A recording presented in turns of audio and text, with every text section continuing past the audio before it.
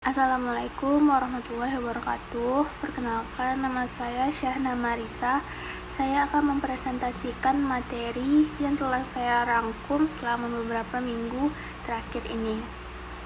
Berikut ada 5 materi yang telah saya rangkum, yaitu yang pertama persediaan, yang kedua kas, yang ketiga piutang, yang keempat aset tetap, dan yang terakhir itu liabilitas. Materi pertama yaitu persediaan.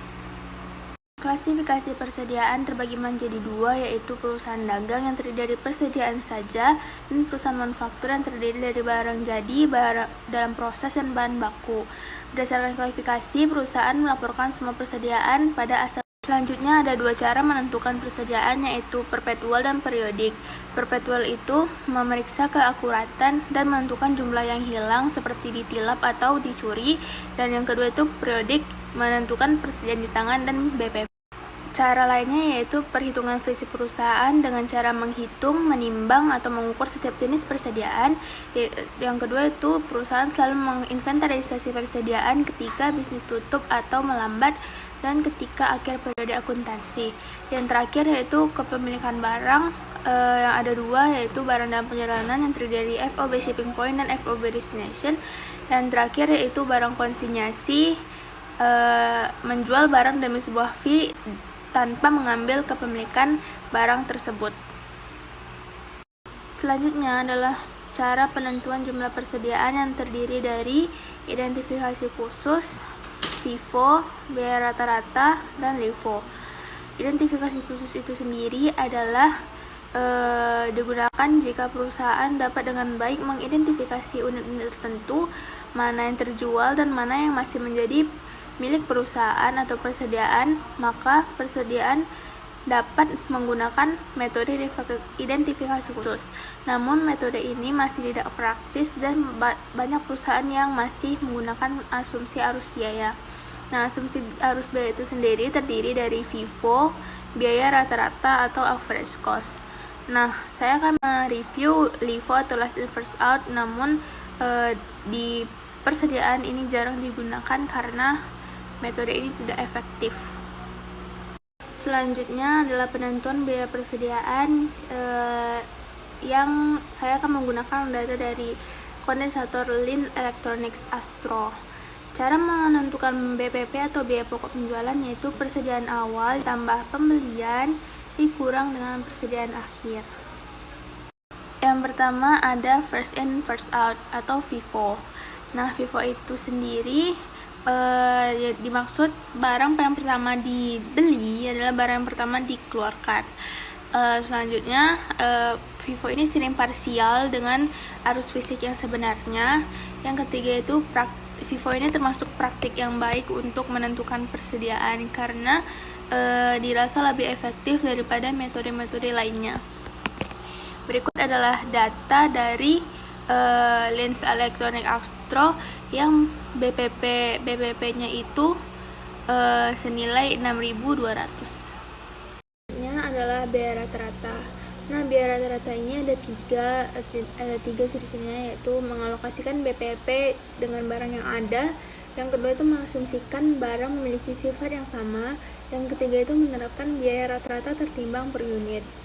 Cara dari menggunakan biaya rata-rata atau average cost ini adalah membagi total biaya dengan unit yang tersedia, didapat biaya per unit.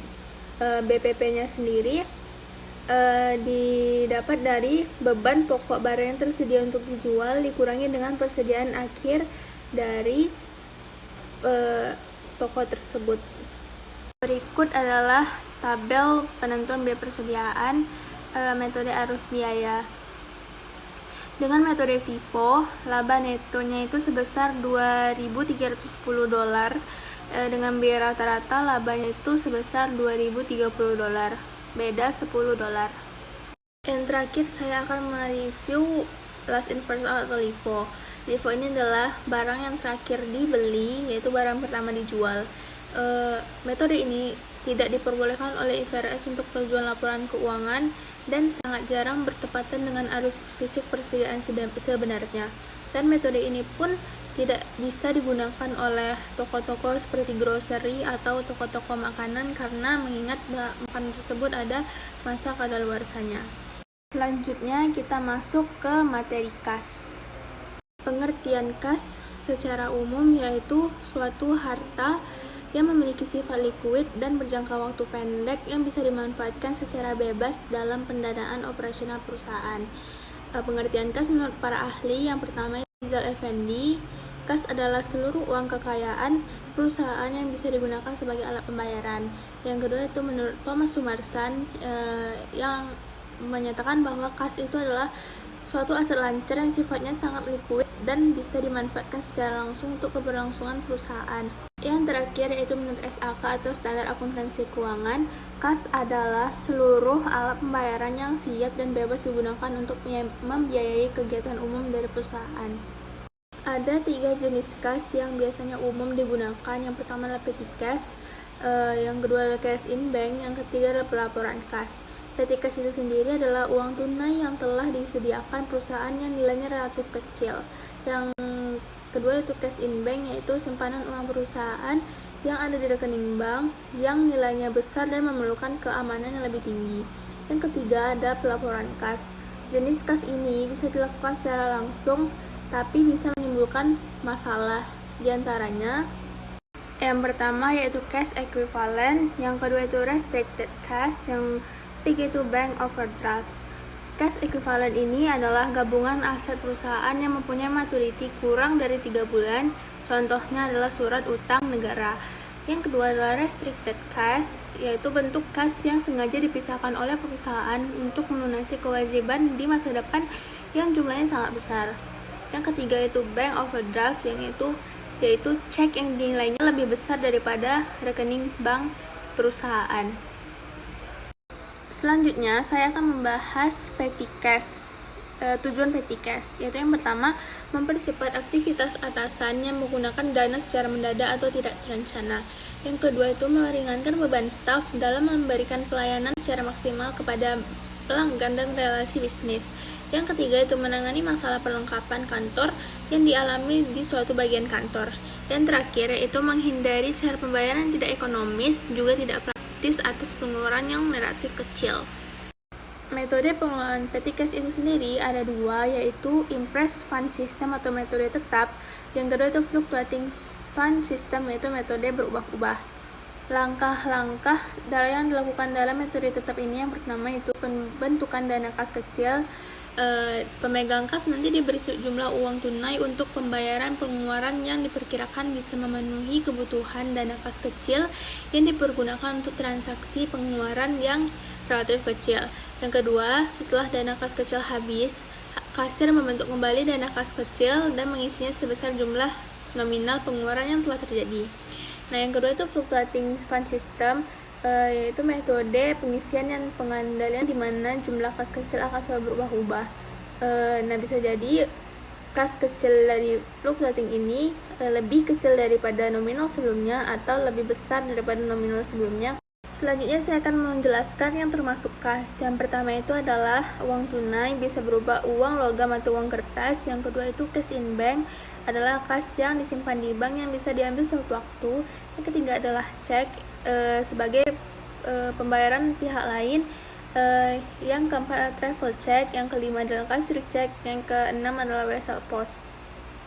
Selanjutnya saya akan menjelaskan yang tidak termasuk kas. Ada 4, yaitu deposito, yang kedua itu uang tertentu, yang ketiga itu cek mundur, yang keempat itu perangko.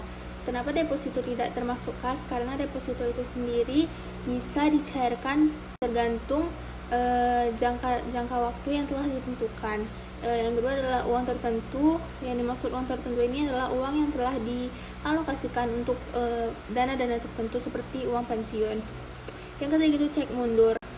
Kenapa cek ini tidak bisa dicairkan? Karena cek ini tidak dikategorikan kas sebelum waktunya, sama seperti deposito, namun ini berupa cek.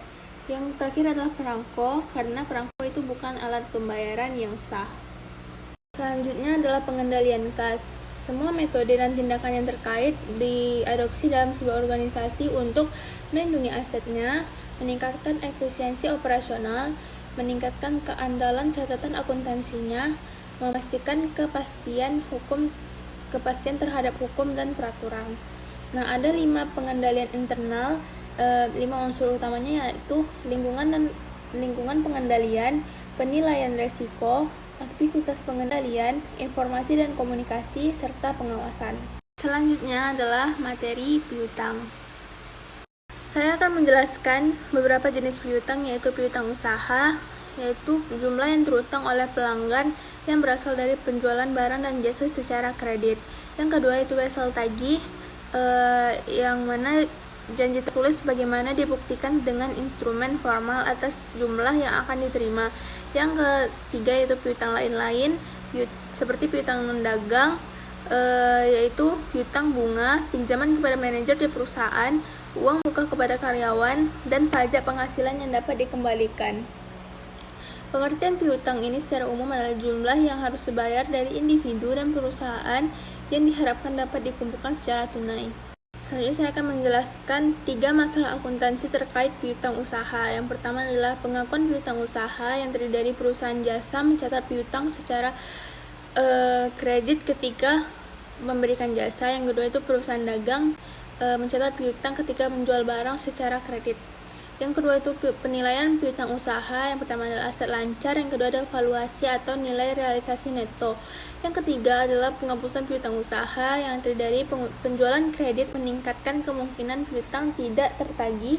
Yang kedua itu penjual mencatat kerugian kredit sebagai debit atau beban kerugian piutang. Ada 2 cara menghitung piutang tak tertagih. Yang pertama adalah penghapusan langsung.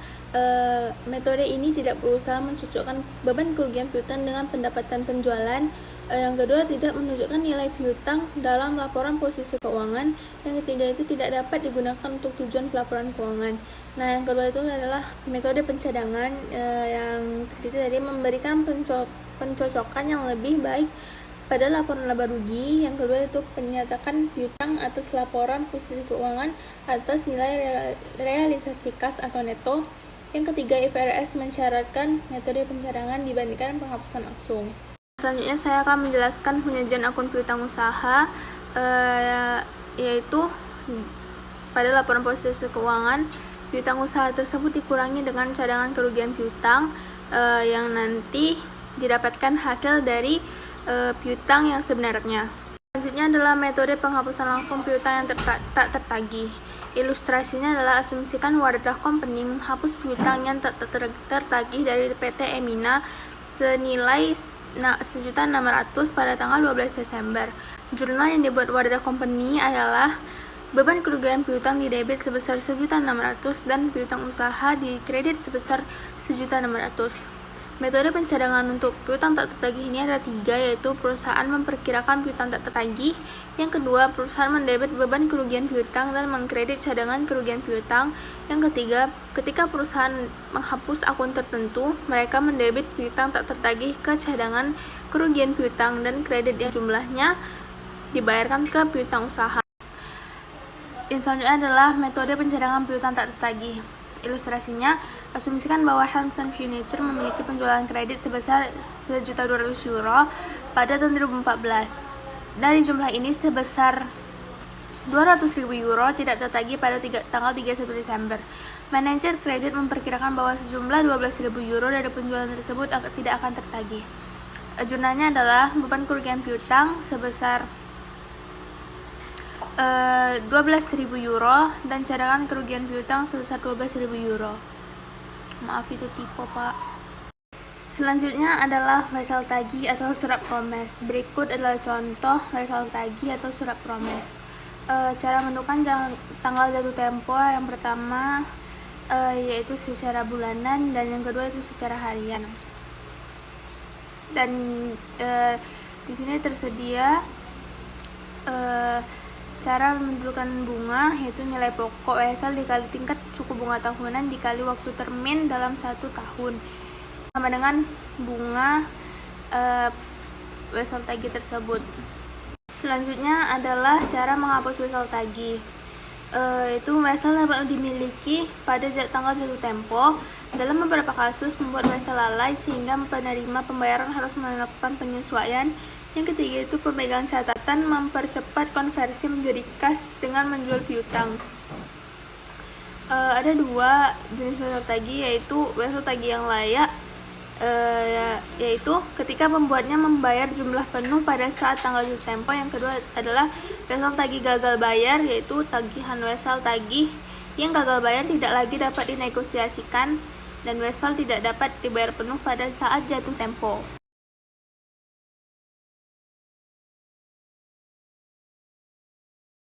Selanjutnya adalah materi aset tetap.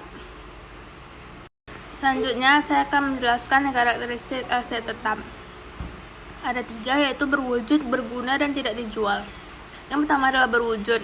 Maksudnya adalah memiliki bentuk fisik dan dengan demikian merupakan aset berwujud. Yang kedua adalah berguna, itu dimiliki dan digunakan oleh perusahaan dalam kegiatan operasi. Yang terakhir adalah tidak dijual, yaitu tidak dimaksudkan untuk dijual kepada bagian dari sebagian kegiatan operasi. Selanjutnya adalah macam-macam aset tetap. Aset tetap terdiri dari tanah, bangunan, dan peralatan. Biaya peralatan tanah meliputi harga beli tunai, biaya penutupan, komisi broker real estate, pajak properti, dan perawatan tanah. Biaya perolehan bangunan mencakup pembelian atau konstruksi bangunan yang terdiri dari biaya pembelian, harga pembelian, biaya penutupan asuransi hak milik broker, dan lain-lain. Selanjutnya adalah biaya konstruksi, itu harga kontrak ditambah pembayaran izin penggalian dan arsitek. Yang ketiga adalah peralatan. Biaya perolehan peralatan mencakup semua biaya yang umumnya harga pembelian tunai, pajak penjualan, biaya pengiriman, asuransi, serta pengeluaran yang dibutuhkan saat proses perakitan.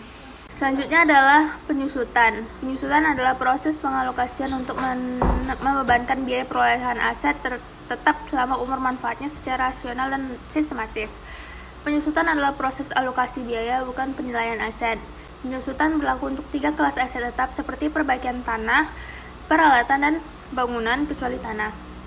Ketiga, aset yang dapat disusutkan karena kegunaan dari perusahaan dan menghasilkan pendapatan dari setiap aset akan menurun selama umur manfaat aset. Ada 3 metode penyusutan, yaitu metode garis lurus, unit aktivitas produksi, dan saldo menurun ganda. Selanjutnya adalah metode garis lurus. Metode garis lurus ini adalah membebankan jumlah penyusutan yang sama untuk setiap tahun. Biaya perolehan yang dapat disusutkan atau depreciable cost adalah biaya perolehan aset yang dikurangi nilai residu. Berikut adalah asumsi peralatan diberi tanggal 1 Januari. Metode garis lurus persentasenya ditentukan dengan membagi 100% atas jumlah tahun umur manfaat yang diharapkan seperti yang ditunjukkan di bawah ini. Jika 5 tahun, persentasenya 20%, jika 8 tahun, 12,5%, jika 10 tahun, 10%, jika 20 tahun, 5%, jika 25 tahun, 4%. Selanjutnya adalah metode aktivitas atau produksi. Metode unit produksi atau unit of production method menghasilkan jumlah beban penyusutan yang sama untuk setiap unit yang diproduksi atau setiap unit kapasitas yang digunakan oleh aset. Tahap 1 yaitu menentukan penyusutan per unit, tahap 2 yaitu menghitung beban penyusutan. Selanjutnya adalah metode saldo menurun, yaitu metode saldo menurun ganda atau double declining method menghasilkan beban periodik yang semakin menurun selama estimasi umur manfaat aset. Metode saldo menurun ini diaplikasikan dalam 3 tahap, yaitu menentukan persentase arus lurus menggunakan umur manfaat yang diharapkan, menentukan saldo menurun ganda dengan mengalihkan tarif garis lurus dari tahap 1 dan tahap 2, menghitung beban penyusutan dan mengalihkan tarif saldo menurun dari tahap 2 dengan buku nilai aset. Selanjutnya adalah materi liabilitas. Berikut adalah materi liabilitas, yaitu liabilitas lancar yang terdiri dari wesel bayar, pajak penjualan terutang, pendapatan diterima di muka, utang jangka panjang yang jatuh tempo dalam waktu dekat, penyajian dan analisis laporan keuangan. Selanjutnya adalah liabilitas lancar yang terdiri dari dasar-dasar obligasi, akuntansi untuk penerbitan obligasi, akuntansi untuk penarikan obligasi, serta penyajian dan analisis laporan keuangan. Selanjutnya adalah liabilitas lancar. Liabilitas lancar atau current liability adalah utang yang diharapkan perusahaan dapat membayar dalam waktu 1 tahun atau dalam satu siklus operasional, mana yang lebih lama. Utang yang tidak memenuhi kriteria ini diklasifikasikan sebagai liabilitas tidak lancar. Wesel bayar utang usaha dan pendapatan diterima di muka termasuk liabilitas lancar perusahaan. Liabilitas lancar juga mencakup liabilitas yang masih harus dibayar seperti pajak, gaji karyawan, serta utang bunga. Selanjutnya ada wesel bayar. Wesel bayar atau notes payable biasanya digunakan sebagai pengganti utang karena memberikan bukti resmi kewajiban kepada pemberi pinjaman jika suatu saat diperlukan bantuan hukum ketika menagih utang. Wesel digunakan untuk berbagai periode waktu yang berbeda-beda. Wesel yang jatuh tempo dalam jatuh 1 tahun dari tanggal laporan posisi keuangan biasanya diklasifikasikan sebagai liabilitas lancar. Selanjutnya adalah pendapatan diterima di muka. Bagaimana sebuah perusahaan menghitung pendapatan diterima di muka sebelum barang dikirim atau jasa disediakan? Yang pertama, ketika perusahaan menerima uang muka, mereka mendebit kas dan mengkredit akun liabilitas lancar yang menunjukkan adanya sumber pendapatan diterima di muka dengan jurnal kas, debit, dan pendapatan diterima di muka, kredit. Yang kedua adalah ketika perusahaan mengakui pendapatan, perusahaan tersebut mendebit akun pendapatan diterima di muka dan mengkredit akun pendapatan dengan jurnal pendapatan diterima di muka, debit, dan pendapatan kredit. Selanjutnya adalah liabilitas tidak lancar. Liabilitas tidak lancar atau non-current liabilities adalah kewajiban yang dibayar setelah 1 tahun. Kewajiban ini sering berupa obligasi atau wesel jangka panjang, long-term notes. Dasar-dasar obligasi. Obligasi ini adalah suatu bentuk wesel bayar dengan bunga. Untuk mendapatkan modal jangka panjang dalam jumlah yang besar, manajemen perusahaan biasanya memutuskan apakah akan menerbitkan saham biasa atau obligasi. Obligasi menawarkan 3 keuntungan atas saham biasa, yaitu yang pertama adalah tidak memengaruhi pengendalian pemegang saham, yang kedua menyebabkan penghematan pajak, yang ketiga potensi laba per saham yang mungkin lebih tinggi. Selanjutnya adalah jenis-jenis obligasi. Yang pertama, obligasi terjamin dan obligasi tanpa jaminan. Yang kedua, obligasi berjangka dan obligasi berseri. Yang ketiga, obligasi terdaftar dan obligasi atas unjuk. Yang keempat, obligasi konversi dan obligasi yang dapat ditarik. Obligasi terjamin dan obligasi tanpa jaminan. Kepemilikan obligasi terjamin biasanya disertai dengan adanya kepemilikan aset. Obligasi tanpa jaminan biasanya disebut dengan debenture bond, diterbitkan berdasarkan nilai kredit peminjam. Yang kedua, obligasi jatuh tempo pada waktu yang bersamaan di masa mendatang disebut obligasi berjangka, sedangkan obligasi yang jatuh tempo pada waktu yang berbeda-beda disebut obligasi berseri. Selanjutnya, obligasi yang diterbitkan atas nama pemiliknya disebut obligasi terdaftar. Pembayaran bunga atas obligasi dengan memeriksa catatan pemegang obligasi. Obligasi tidak terdaftar adalah obligasi atas unjuk. Dan terakhir adalah obligasi yang dapat dikonversi menjadi saham biasa berdasarkan pemilihan pemegang disebut obligasi konversi. Obligasi yang dapat ditarik kembali oleh perusahaan sebelum tanggal jatuh tempo disebut obligasi yang dapat ditarik. Berikut adalah contoh obligasi dan penjelasan mengenai nilai nominal, tanggal jatuh tempo, dan tingkat bunga kontrak. Nilai nominal merupakan jumlah pokok yang harus dibayar oleh perusahaan penerbit obligasi. Tanggal jatuh tempo adalah tanggal di mana pembayaran terakhir yang sudah tertagih kepada investor dari perusahaan penerbit obligasi. Selanjutnya adalah tingkat bunga kontrak, sering juga disebut dengan tingkat bunga yang dinyatakan adalah tingkat bunga yang digunakan untuk menentukan jumlah bunga kas yang harus dibayar oleh peminjam dan diterima investor. Selanjutnya adalah prosedur penerbitan obligasi.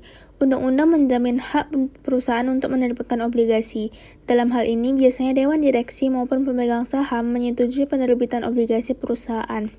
Dalam mengesahkan penerbitan obligasi tersebut, Dewan Direksi harus menetapkan jumlah obligasi yang akan diotorisasi, jumlah nilai nominal, dan tingkat bunga kontrak. Jumlah obligasi yang diotorisasi seringkali melebihi jumlah obligasi pada saat pertama diterbitkan oleh perusahaan. Penerbitan obligasi harus dinyatakan dalam dokumen hukum yang disebut kontrak obligasi atau bond indentur.